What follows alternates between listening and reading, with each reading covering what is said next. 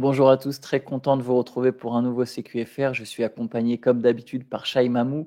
Shai, il y avait plusieurs matchs au programme cette nuit. Qu'est-ce qu'on retient en premier de cette nuit de basket? On peut retenir 2 choses. À la base, ce que j'aurais aimé retenir, c'était un choc, une preview des possibles finales de conférence entre Boston et Milwaukee, sauf que Giannis Antetokounmpo était pas de la partie, donc le match a été un peu moins, peut-être révélateur que ce qu'on aurait pu aimer, même si, il s'est avéré qu'il était plus serré, sur la fin. Moi, sur la performance individuelle, j'ai envie de retenir Chet Holmgren quand même, Ok.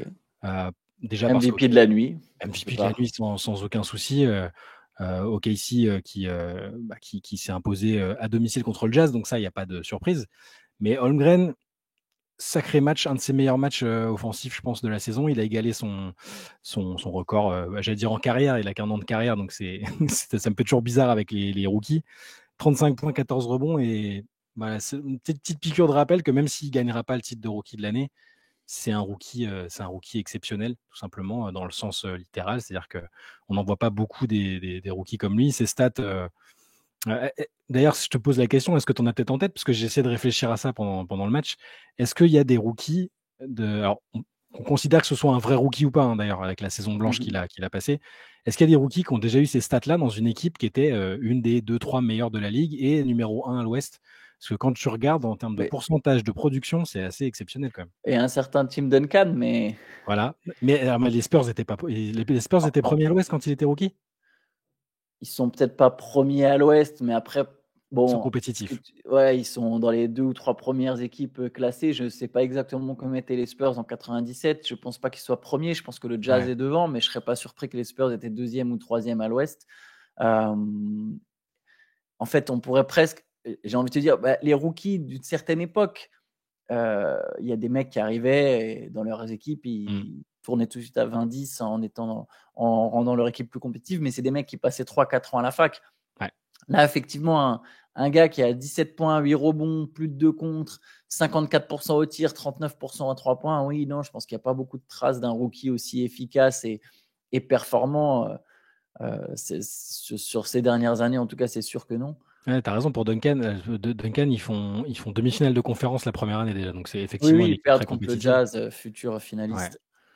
Mais en tout cas, ça m'a un peu frappé parce que tout le début de saison, on a même dit, quand on discutait de la course au rookie de l'année, malgré, les très bonnes choses que faisait déjà Victor, on disait qu'Holmgren était un peu devant dans la course parce pour ce qu'il faisait statistiquement, pour ce qu'il faisait sur le terrain et ce que faisait OKC. Et du coup, je trouve moi, personnellement, j'avais peut-être un peu oublié, à quel point il était, parce que c'est même, il y a eu quoi? Il y a eu le mois de janvier qui était un tout petit peu en dessous, je pense, au niveau, statistique. Mais là, depuis février, peut-être le tir à 3 points qui est un peu moins fiable qu'à un moment, mais je le trouve incroyable. C'est un super défenseur, c'est un mec hyper productif, il arrive à claquer des actions spectaculaires, il met Il y a un un énorme poster, poster là, ouais, waouh, poster sur monstrueux la nuit sur dernière. un compagnon rookie, Taylor Hendricks du Jazz, un méchant poster.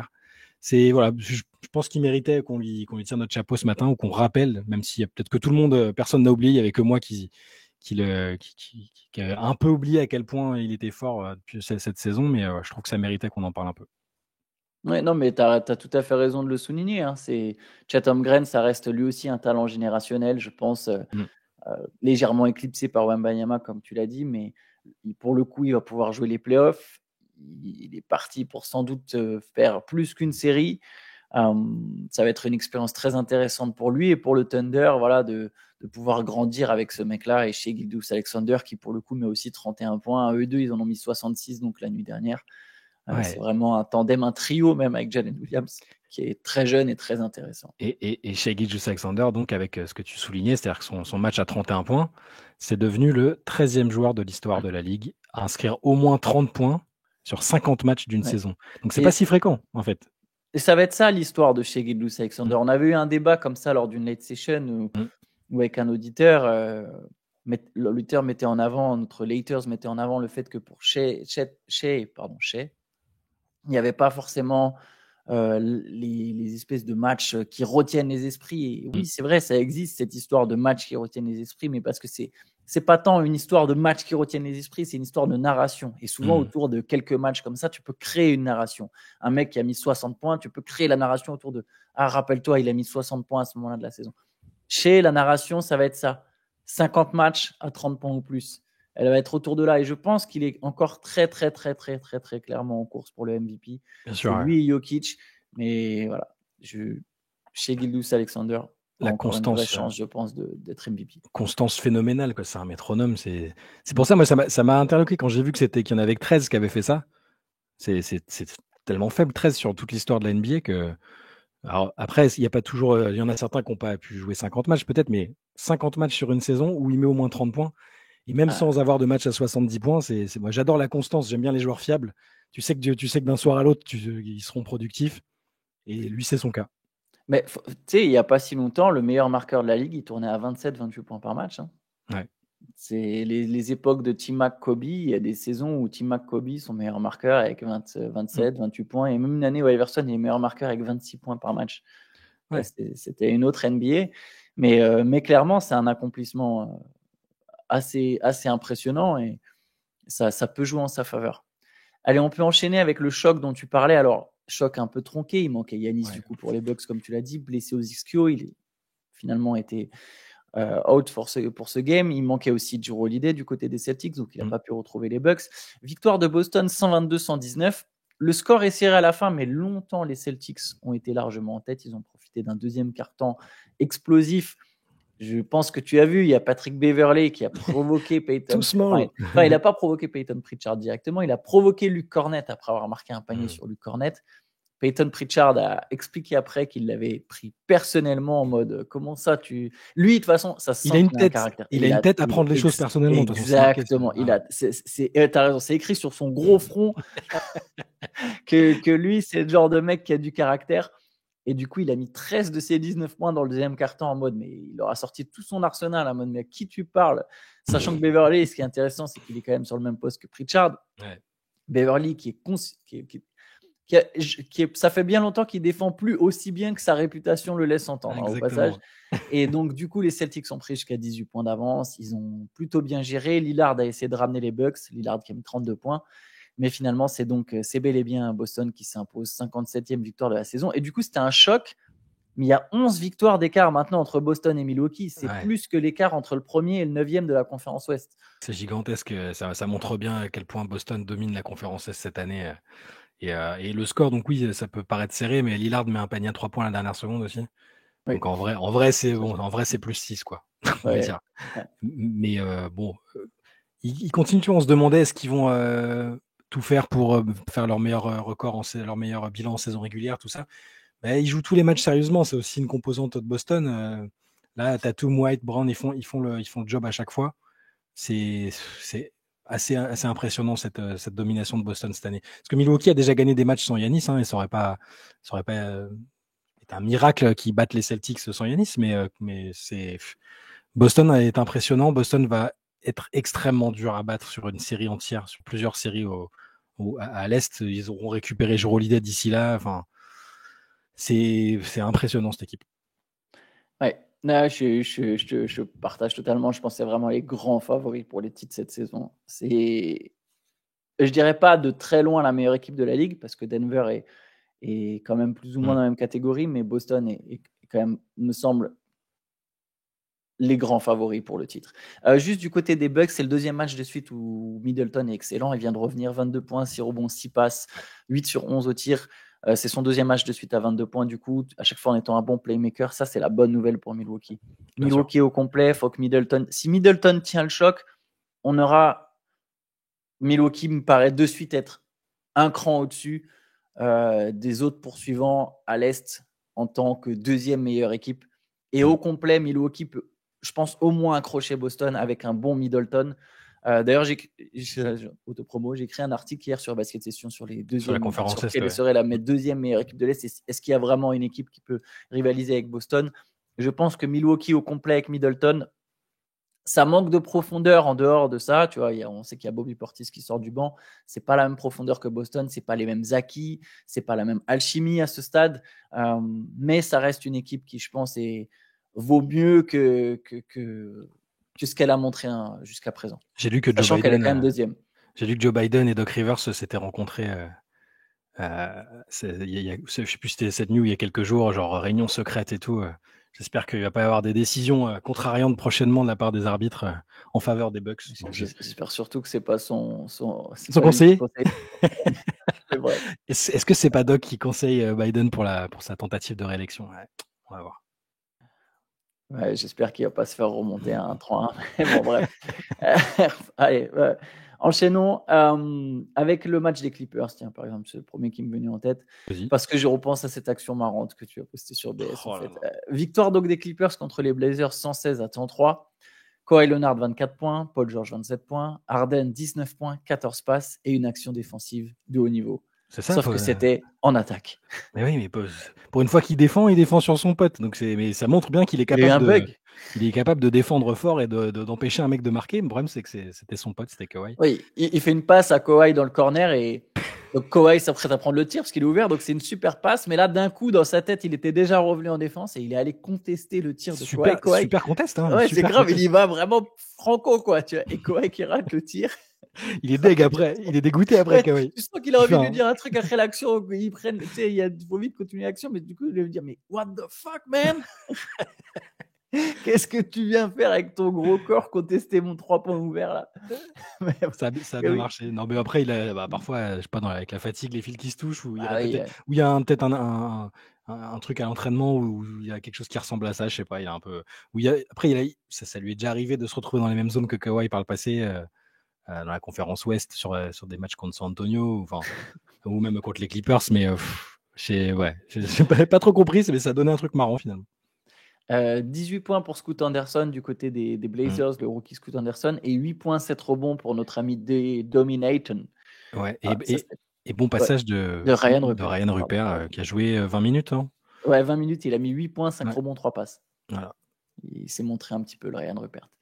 Allez, victoire de Miami contre Cleveland. C'était un match important de la conférence Est. Cleveland est en course pour la 2e place. Miami cherche à rejoindre la 6e pour être qualifié directement pour les playoffs. Victoire donc du Heat 107-104. 30 points de Jimmy Butler, 24 de Terry Rozier. Et Terry Rozier qui a eu un passage phénoménal à la fin. Il a mis 9 points en 90 secondes. L'homme du match. Une action à 4 points. Ensuite, il met le 3 points pour passer devant à 105-102, c'est le dernier avantage. Et après, il met encore 2 lancers pour assurer la victoire. Mais voilà, Scary Terry a été décisif. Il finit à 5 sur 6 à 3 points d'ailleurs. Ouais, Scary Terry. Mais c'est pour ça qu'ils l'ont recruté. Hein. C'est ce qu'a dit Spoelstra après le match. C'est ce qu'ont dit ses coéquipiers. Son début d'aventure avec le Heat a été un peu tronqué parce qu'il s'est blessé, parce qu'il rentrait pas grand chose. Il arrivait dans un moment où Miami était sur, ils ont fait 6 ou 7 défaites de suite, ça marchait pas très bien.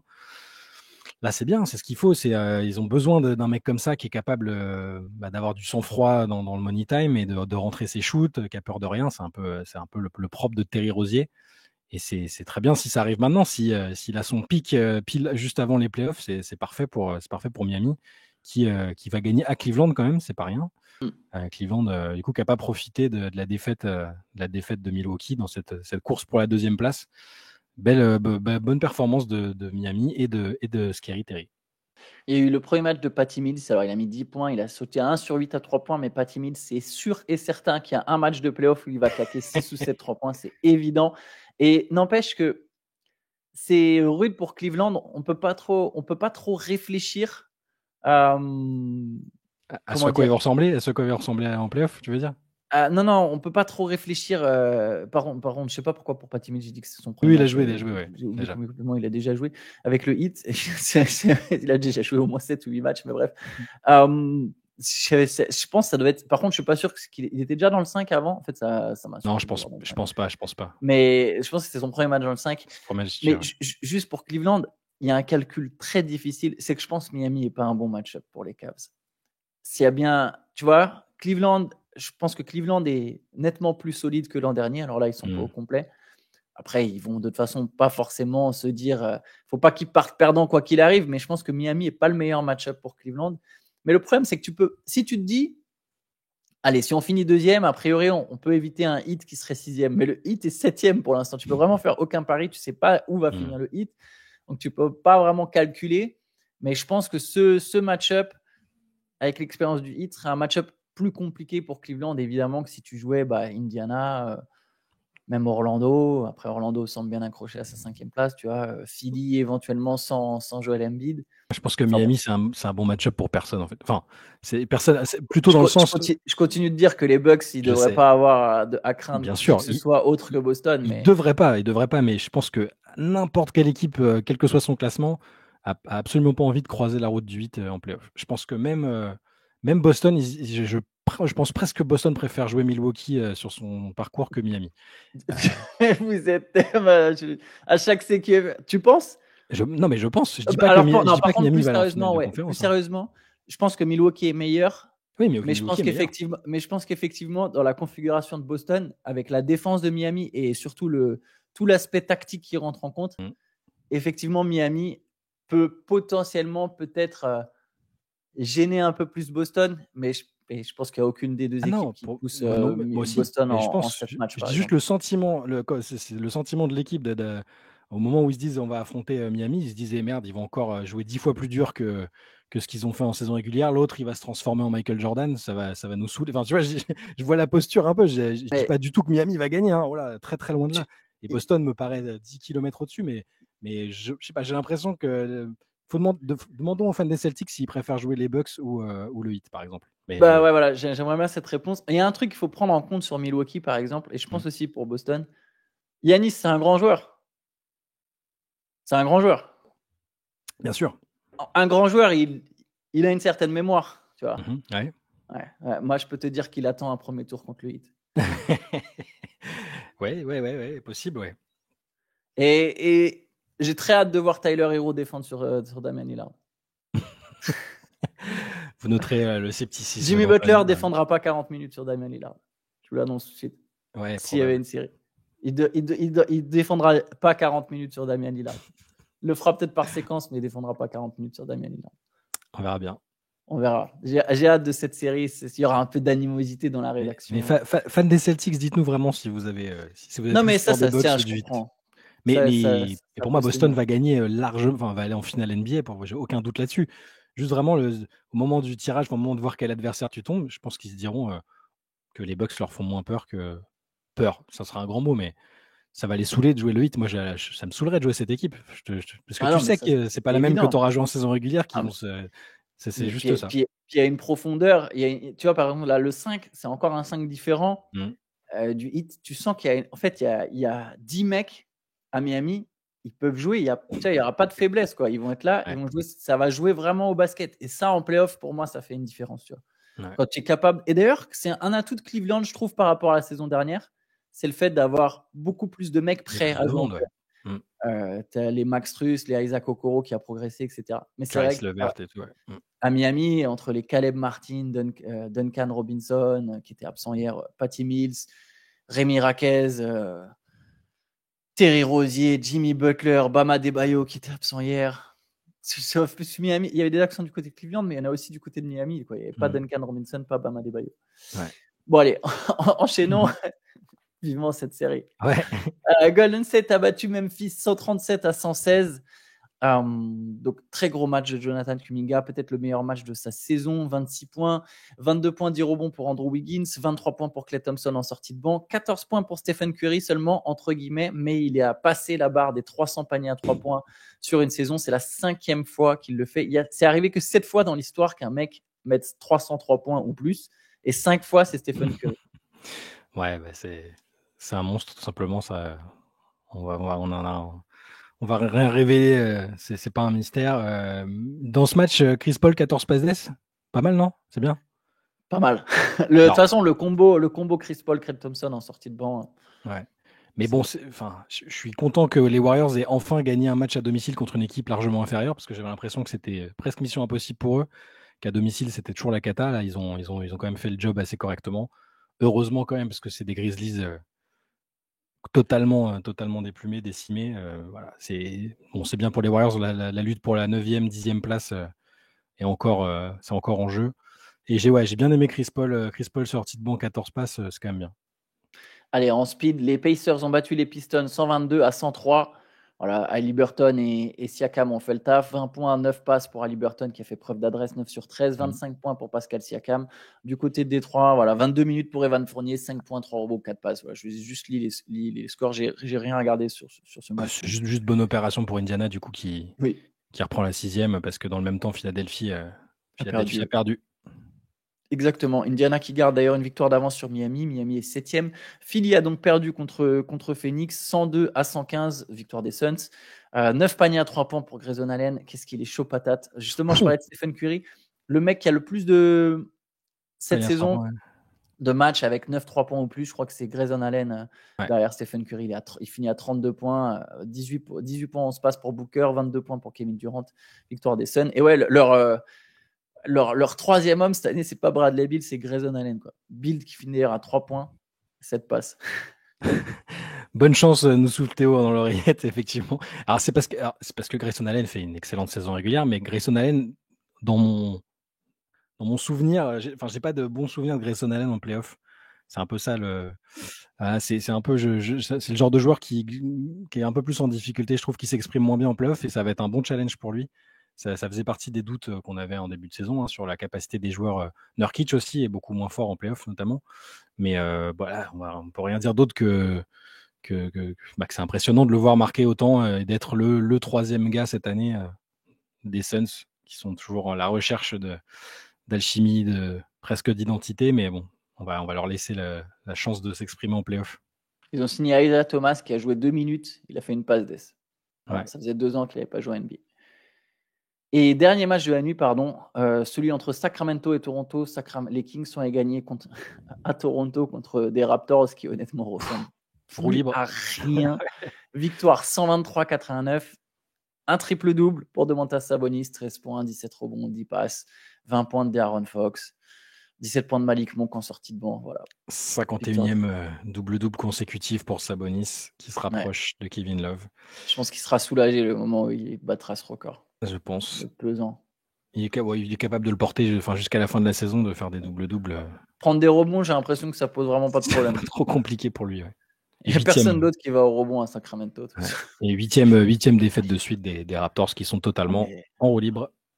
Et ça m'a rappelé que Bruce Brown, au final, s'était retrouvé bloqué aux Raptors. Il n'y aura pas une campagne de playoff avec Bruce Brown, quoi. Ça va, il est bloqué avec un bon petit salaire. Avec un bon salaire, évidemment. Mais il a toujours sa bague à entraîner. Une petite demi-saison bloquée, c'est pas très grave. Il rebondira ailleurs. Je pense qu'il y a des joueurs je peux te citer quelques joueurs des Raptors. Tu me dis si honnêtement tu les connaissais ou pas.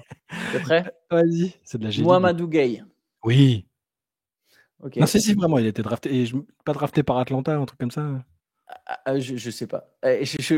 Un autre. Jamious Ramsey.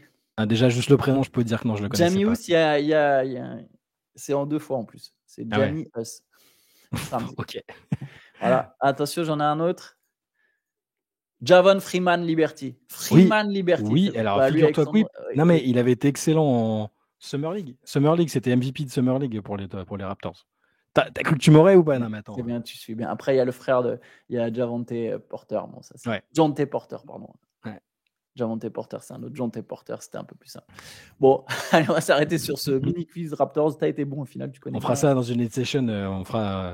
On essaiera de faire le jeu qui. Mauvais, il y en a où je vais être mauvais. Moi aussi. Je pensais être bon à ça, mais au final, non. Pas tant que ça. Le jeu qu'ils font à Charles Barkley à chaque fois, sauf que lui, c'est des joueurs qui ont 10 ans d'expérience en NBA. Il sait ni qui c'est, ni dans quel club il joue. C'est toujours assez marrant. Ouais. Yes. Bon, allez, on va se laisser là-dessus. Cet après-midi, justement, on parlait de Late Session. Il y aura le replay de la Late Session sera disponible. Et nous, on se retrouve. Il y aura aussi parce que du coup, si vous avez suivi la chaîne hier, on a fait une petite preview du tournoi NCAA, de la March Madness. Hier, c'était chez les garçons. Avec Lohan, on a fait ça avec Lohan. Je vous conseille d'aller voir ça si vous vous intéressez ou si vous n'êtes pas encore intéressé à la March Madness qui démarre ce soir chez les gars et demain chez les filles. Et il y aura donc dans l'après-midi aussi l'épisode preview sur le tournoi féminin qui a le plus de hype de son histoire avec Caitlin Clark et compagnie. On en parle cet après-midi sur la chaîne aussi. Yes, donc allez checker ça s'annonce très intéressant et passionnant. Donc pensez bien à aller regarder cette vidéo si vous êtes fan de NCAA ou non. Sur ce, on va se laisser. On se retrouve demain pour un nouveau CQFR. Bonne journée à tous. Ciao, ciao. Ciao.